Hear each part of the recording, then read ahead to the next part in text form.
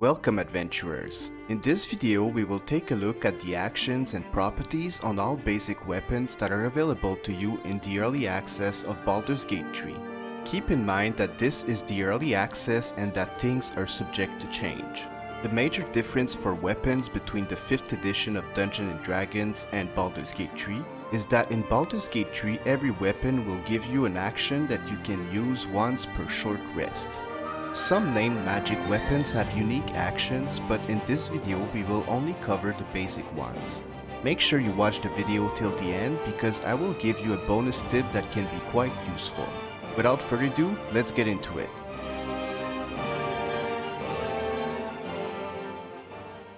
The first action that we will take a look at is Cleave. Cleave will swing your weapon in a large arc to attack multiple enemies at once. It has a range of 2 meters and will do the same damage as the melee weapon you're using plus your strength modifier. The weapons with Cleave are the greatsword, the longsword, the glaive, the great axe, the battle axe, and the halberd.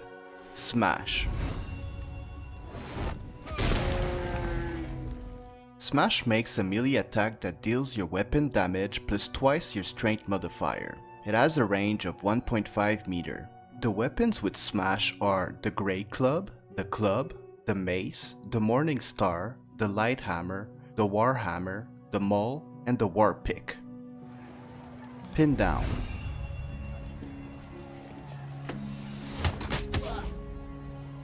Use Pin Down to make a ranged weapon attack that deals your weapon damage plus your dexterity modifier and reduce the target's movement speed by 3 meters for 2 turns. It has a range of 18 meters. The weapons with Pin Down are the light crossbow, the heavy crossbow, the hand crossbow, the short bow, and the long bow. Topple. Use this action to swipe at a creature to knock it prone for 1 turn unless they succeed a dexterity save. Topple deals no damage and it has a range of 1.5 meter. The only basic weapon with Topple right now is the quarterstaff. Slash. Use this action to slash at a creature. It will take your weapon damage plus your strength modifier or your dexterity modifier if the weapon has finesse. The target of your slash would also start bleeding, taking an additional 1d4 for 1 turn. It has a range of 1.5 meter. The weapons with slash are the rapier, the short sword, the dagger, the scimitar, the hand axe, and the sickle. Rush. Use Rush to charge forward and attack all enemies and objects in the way. It deals your weapon damage plus your strength modifier. It has a range of 9 meters. The weapons with Rush are the spear, the pike, the javelin, and the trident. Now let's take a look at each properties on those basic weapons. Ammunition. In the early access of Baldur's Gate 3, ranged weapons don't require projectiles such as arrows or bolts to make an attack. However, weapons with the ammunition property can make the use of special arrows such as Arrow of Fire.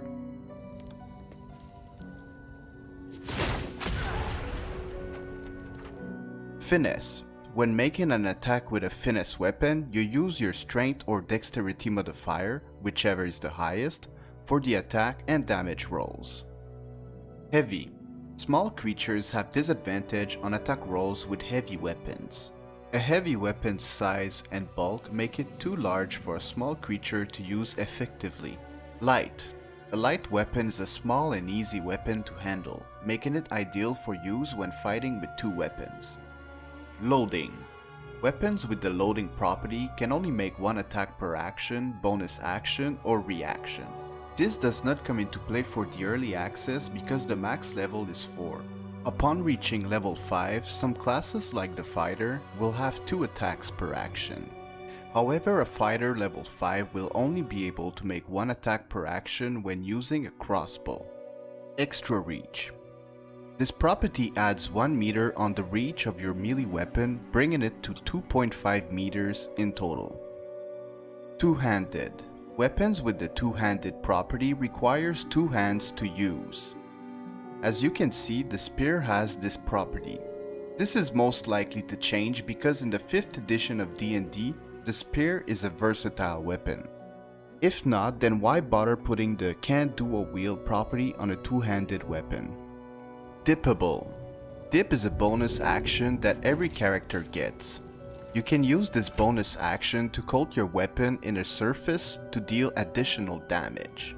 This also works on candles and torches. Carry candles and place them on the ground before you attack for extra damage.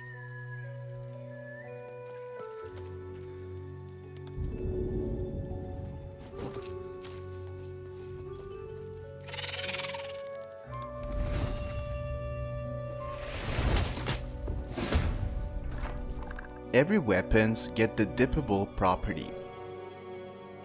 Can't dual wield. The property can't dual wield only comes into play when you choose the dual wielder feat. This feat allows you to use two weapon fighting even if your weapons aren't light. For example, with this feat you could use two long swords but not two javelins because they have this property. You can use every weapon actions during a single fight with a single character. You only need to switch to a weapon with a different action. For example, in this fight I start by using Cleave. Then I switch to a Warhammer to use Smash.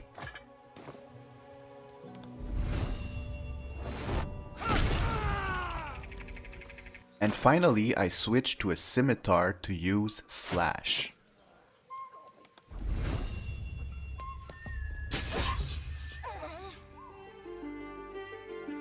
That's it for this video. I really hope you learned something with it. If you did, please smash that like button and consider subscribing as I have more Baldur's Gate 3 content on the way.